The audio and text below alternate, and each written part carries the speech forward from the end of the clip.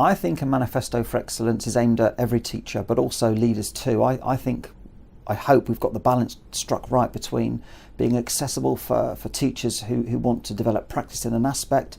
So in the book I've written about greater depth learning, mastery learning, expectations within the classroom, but also in terms of the leadership dimension to this, the book focuses heavily on culture and climate. What do leaders do to create the conditions where staff want to give more, where we focus on valuing discretionary effort, where we look at the cultural levers as deeply as we do the instructional levers for change? In my experience and from working with Woodhill and Foxwood primary schools, the best things happen when we lead across our schools, and that means that for teachers, staff and leaders, the messages are exactly the same. It's one of an enabling environment. It's one where people want to give more, where there's a clarity of vision and an investment in children and high quality curriculum expectations.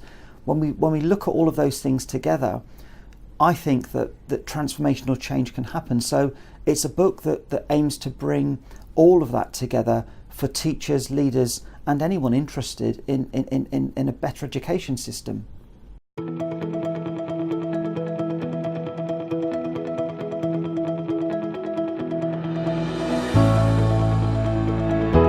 When I wrote the book, I deliberately didn't want to pitch the book to be aimed only at primary school teachers. I think that there are some key messages for secondary practitioners as well, in terms of expectations, in terms of what children can really achieve, in terms of the language for learning that children need in order to be more confident, resilient, have a growth mindset, to be able to meet the needs of a challenging and changing world.